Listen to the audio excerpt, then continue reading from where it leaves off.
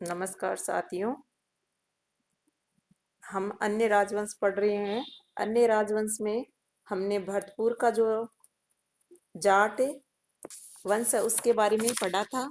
उसके महाराजा सूरजमल तक हमने पढ़ लिया था। अब इस वीडियो में हम भरतपुर का जाट वंश के कुछ शासक देखेंगे और जैसलमेर का भाटी वंश देखेंगे और करौली का यादव वंश और आबू का परमार वंश देखेंगे। और पिछली क्लास में हम सारे राजवंश के बारे में पढ़ चुके हैं। जयपुर के कछवा राजवंश के बारे में पढ़ लिया, मारवाड़ के राठौड़ों के बारे में पढ़ लिया, अजमेर के चौहानों के बारे में पढ़ लिया। और आज हम अन्य राजवंश वाला ये सेकंड क्लास है अपनी, और तो इसमें अपना अन्य राजवंश कंप्लीट हो जाएगा और फिर आगे हम दूसरे टॉपिक पर वीडियो बनाएंगे। तो जो महाराजा सूरजमल थे उनके पुत्र कौन थे? जवाहर सिंह। कौन थे उनके पुत्र? जवाहर सिंह। ये क्या करते हैं? रुहेला जो सरदार था नजीबुद्दौला, उसको हराकर अपने पिता सूरजमल की हत्या का क्या करते हैं? बदला लेते हैं जवाहर सिंह। और दिल्ली का जो लाल किला है उसका जो अष्ट धातु का दरवाजा है जिसे लोहिया पोल कहते हैं, उसे उखाड़ कर दिल्ली से लेकर आते हैं और भरतपुर का जो लोहागढ़ दुर्ग है उस पर लगवाते हैं। किस पर लगवाते हैं? अष्ट धातु का दरवाजा लोहिया पोल भरतपुर के लोहागढ़ दुर्ग पर जवाहर सिंह लगवाते हैं। और लोहागढ़ दुर्ग में सफेद संगमर से जवाहर बुर्ज बनवाते हैं। क्या बनवाते हैं? जवाहर बुर्ज बनवाते हैं, जहां क्या होता था? इनका राज तिलक होता था महाराजाओं का।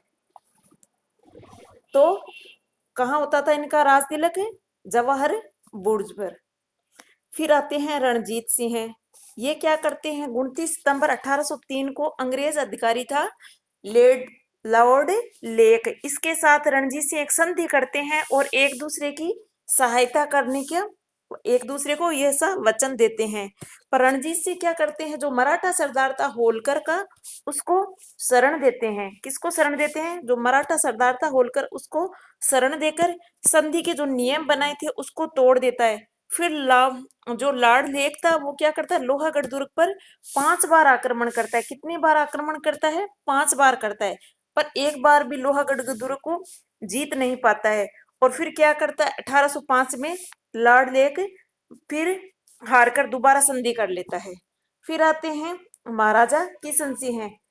ये क्या करते हैं कि उर्दू के स्थान पर हिंदी को राजभाषा बनाते हैं। क्या करते हैं?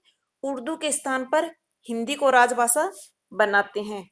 फिर आते हैं ब्रिजेंद्र सिंह। कौन? महाराजा ब्रिजेंद्र सिंह। ये क्या थे? भरतपुर के अंतिम शासक हुए थे। भरतपुर के अंतिम शासक हुए थे। जैसलमेर का भाटी वंश। जैसलमेर का भाटी वंश अपने आप को भगवान श्री कृष्ण के वंशज कहते हैं। किन के वंशज कहते हैं?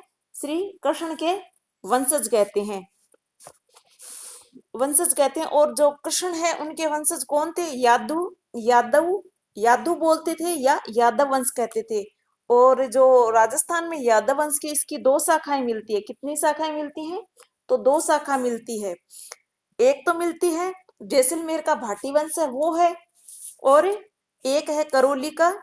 करौली के अंदर जो जादौन है वो भी क्या है? यादव वंश की शाखा है। और जैसलमेर का जो दुर्ग है उसके बारे में अबुल फजल क्या कहते हैं कि घोड़ा कीजिए काठ का, पग कीजिए पाषाण, अख्तर कीजिए लोहे का, तब ऊंचे जेशान। यानी घोड़ा कैसा होना चाहिए? काठ का होना चाहिए। और पग कैसे होने चाहिए? पाषाण के यानी पत्थर के होने चाहिए। पग कैसे होने चाहिए? पत्थर के होना चाहिए। अख्तर कीजिए लोहे का। अख्तर मतलब शरीर। शरीर कैसा होना चाहिए आपका? शरीर कैसा होना चाहिए? लोहे का होना चाहिए। शरीर कैसा होना चाहिए? लोहे का होना चाहिए। तब जाकर आप जेशान यानी जैसलमेर पहुंच पाओगे। और जवाहरलाल नेहरू ने जैसलमेर को क्या कहा था? दुनिया का 8वां अजूबा कहा था जैसलमेर को। अब इसका जो जैसलमेर का भाटी वंश है इसके बारे में देखते हैं। ये स्वयं को क्या चंद्रवंशी कौन से मानते हैं? चंद्रवंशी यादव मानते हैं। और अपना संबंध किससे बताते हैं? भगवान कृष्ण से बताते हैं। राजस्थान में यदुवंशी शाखा है वो जैसलमेर में भाटी और करौली के जादौन शाखा थी।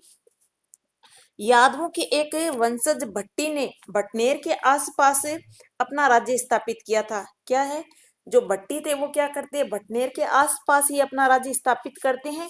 और इन्हीं के जो वंशज थे वो क्या कहलाने लगे, भाटी कहलाने लगे। तो भट्टी के वंशज क्या कहलाए, भाटी कहलाने लगे।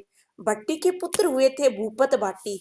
ये क्या करते हैं, 295 में भटनेर दुर्ग या भटनेर का जो किला है उसका निर्माण करवाते हैं और इसे अपनी राजधानी बनवाते हैं। किन के पुत्र थे, भूपत भाटी भट्टी के पुत्र थे। और 295 में भटनेर के किले का निर्माण करवाते हैं और इसे अपनी राजधानी बनाते हैं।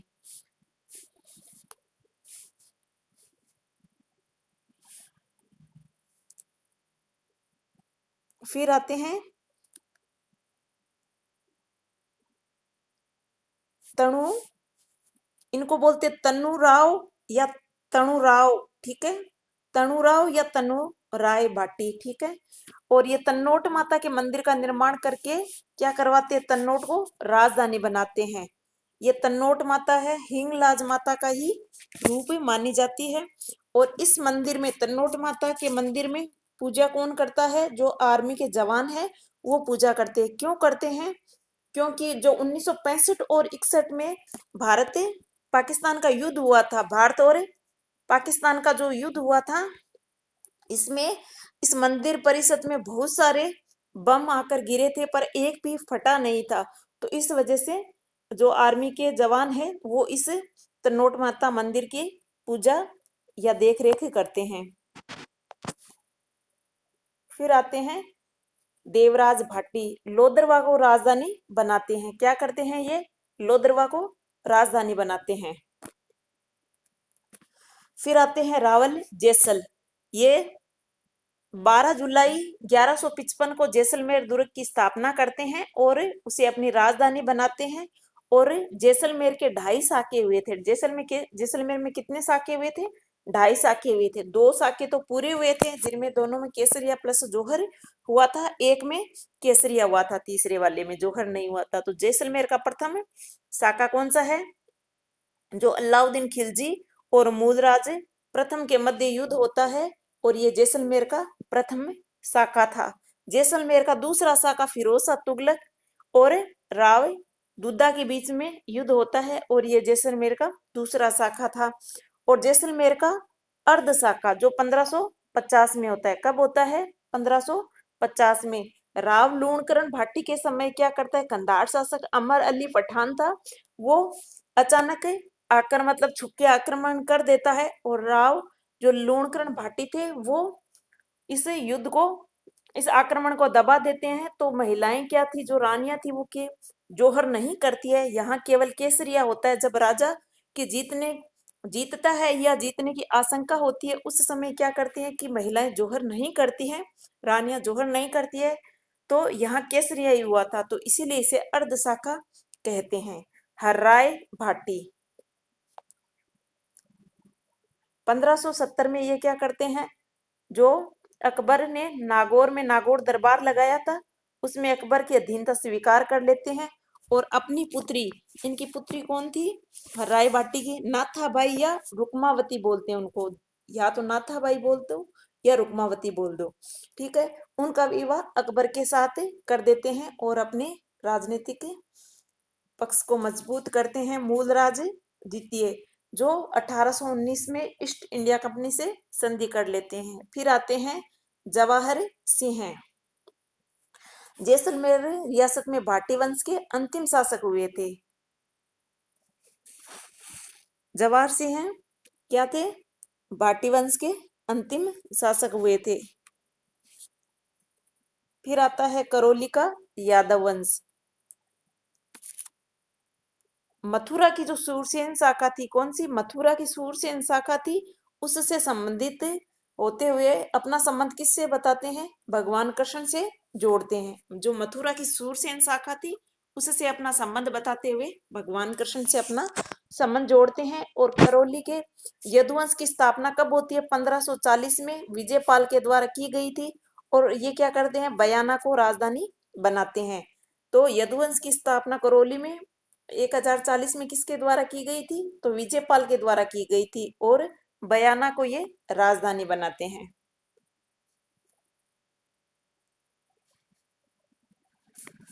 यहाँ का शासक वो हुआ था, करौली का शासक था तिमनपाल, जिसे त्रिभुवनपाल भी कहते हैं। तिमनगढ़ दुर्ग बनाता है और उसे अपनी राजधानी बनाता है। मोहम्मद गोरी क्या करता है, ये जो कुमारपाल था उसको पराजित करता है और उससे तिमनगढ़ का जो दुर्ग है वो छीन लेता है और अपना अधिकार कर लेता है मोहम्मद गोरी।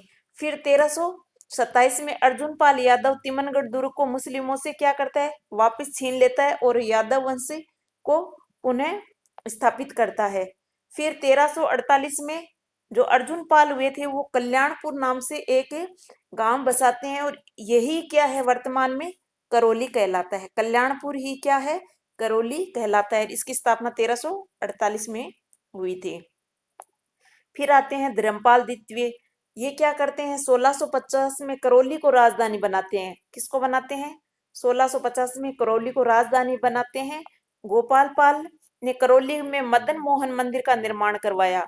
गोपाल पाल थे, उन्होंने मदन मोहन मंदिर का निर्माण करवाया। और मुगल शासक अकबर को गोपाल दास को क्या एक उपाधि देते हैं, देव बहादुर। जो मुगल शासक अकबर थे वो गोपाल दास को देव बहादुर की उपाधि देते हैं।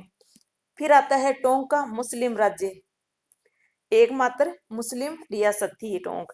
15 नवंबर 1817 को अमीर खां पिंडारी ईस्ट इंडिया कंपनी से संधि करता है, जिसके तहत टोंक का नवाब की उपाधि और टोंक रियासत देते हैं। और अंग्रेजों द्वारा स्थापित ये एकमात्र मुस्लिम रियासत थी, तो कौन सी थी, वो टोंक थी। इब्राहिम खान ने टोंक में सुनहरी कोठी का निर्माण करवाया, जो अपनी पच्चीकारी और मीनाकारी के लिए प्रसिद्ध थी। सुनहरी कोठी किस लिए प्रसिद्ध थी, पच्चीकारी और मीनाकारी के लिए प्रसिद्ध थी। और ये कोठी कहाँ है, टोंक में है। फिर आता है परमार वंश। परमार का अर्थ होता है शत्रु को मारने वाला। आबू के आसपास इनका क्षेत्र था। आबू के परमार वंश का संस्थापक कौन था, धूमराज था। कौन था, धूमराज था। लेकिन वंशावली है वो उत्पल राज से प्रारंभ होती है। कहां से होती है, उत्पल राज से प्रारंभ होती है। आबू के परमार शासकों में सबसे शक्तिशाली शासक हुआ था धारावर्ष। और आबू के पटनारायण मंदिर के जो शिलालेख है, पटनारायण मंदिर का जो शिलालेख है 1287 ईस्वी का, उसमें धारावर्ष की एक के धनुर्विद्या का उल्लेख मिलता है। धारावर्ष की जो धनुर्विद्या में वो निपुण थे उसका उल्लेख मिलता है। आबू के जो परमार थे उनकी राजधानी कौन कौन सी थी, तो उनकी राजधानी चंद्रावती थी। आबू के जो परमार थे उनकी राजधानी चंद्रावती थी। और 1311 के लगभग नारडोल के चौहान हुए थे लुम्बा।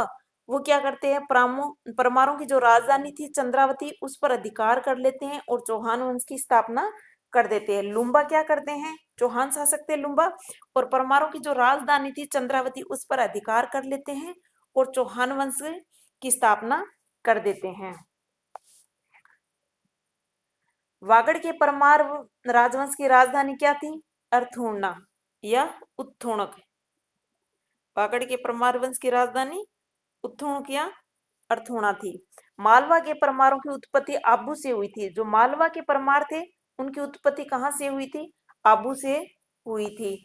इनकी राजधानी क्या थी, मालवा के जो परमार थे उनकी राजधानी क्या थी, उज्जैन धारा नगरी रही थी। उज्जैन और धारा नगरी रही थी। मालवा के परमारों का शक्तिशाली शासक कौन हुआ था, तो मंजू परमार था। तो मालवा के जो परमार हुए थे उनमें सबसे शक्तिशाली शासक कौन हुआ था, तो मंजू परमार हुआ था। ये क्या करता है कि आहड़, चित्तौड़, चंद्रावती, किराड़ू, अर्थुना, इन सब पे क्या कर लेता है, अधिकार कर लेता है और एक उपाधि धारण करता है। वागपति मंजू है, वो क्या करते हैं, कवि वृक्ष की उपाधि धारण करते हैं। फिर आता है चावड़ा वंश। राजस्थान में चावड़ों का राज्य कौन सा था, भीनमाल था। चावड़ों का राज्य कौन सा था, भीनमाल था। संस्कृत लेखों में चावड़ा वंश का नाम क्या मिलता है, चाप, चपोतक या चावोटक मिलता है। अपने आप को भगवान शंकर के चाप यानी धनुष से उत्पन्न मानते हैं। ये चावड़ा वंश है वो किससे मानते हैं? भगवान शंकर के चाप से उत्पन्न मानते हैं, यानी धनुष से उत्पन्न मानते हैं। जो हवेनसांग था, भीनमाल आया था, जो भीनमाल आया था उस समय भीनमाल पर चावड़ा वंश शासन कर रहा था। जब हवेनसांग आया था भीनमाल, तब भीनमाल पर किस वंश का शासन था? चावड़ा वंश का शासन था। और इनको हराकर चावड़ों को फिर गुर्जर प्रतिहार वंश क्या करता है? भीनमाल पर अधिकार करता है। और इसी गुर्जर प्रतिहारों की जो राजधानी थी उसे क्या पोलो मोलो कहा था हवेनसांग ने, और जो राज्य था उसे कुचिलो कहा था। तो कुचिलो और पोलो मोलो कैसे याद रखो? राजधानी में 4 अक्षर है, पोलो मोलो में भी 4 है, और जो राज्य है और कुचिलो है इन दोनों में क्या है? 3-3 अक्षर है। तो ऐसे याद रख लेना कभी, मतलब ऐसे पूछ ले गुर्जर प्रतिहारों के कि राजधानी को हवेनसांग ने क्या कहा था, तो दोनों नाम साथ में दे दे, पोलो मोलो और कुचिलो, तो हमें याद नहीं रहते। तो ऐसे याद रख लेना, राजधानी में 4 अक्षर है तो पोलो मोलो कहा था और राज्य को कुचिलो कहा था हवेनसांग ने।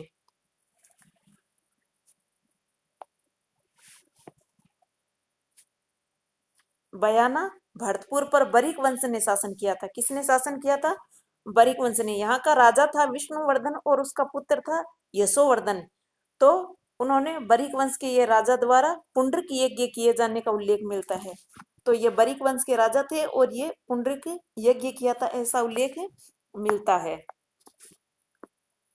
राजस्थान में नागवंश का शासन अहिछत्रपुर यानी नागौर के आसपास का क्षेत्र था। तो नागवंश का शासन कहाँ था? अहिछत्रपुर यानी नागौर के आसपास के क्षेत्र था। नागौर की पहचान जाटों के रोम के रूप में की जाती है। तो नागौर की पहचान किस रूप में की जाती है? तो जाटों के रोम के रूप में की जाती है। और जो झुंझुनू का संस्थापक था वो कौन था? मोहम्मद खां था। झुंझुनू का संस्थापक कौन था? मोहम्मद खां था। तो अपने ये राजवंश वाले सारे कंप्लीट हो गए हैं। अब अलग अपने टॉपिक पर वीडियो लेके आएंगे। और आपको मेरी ये वीडियो कैसा लग रहा है, मेरी क्लास कैसे लग रही है, प्लीज़ चैनल को सब्सक्राइब करें, कमेंट करें। थैंक यू, धन्यवाद सा।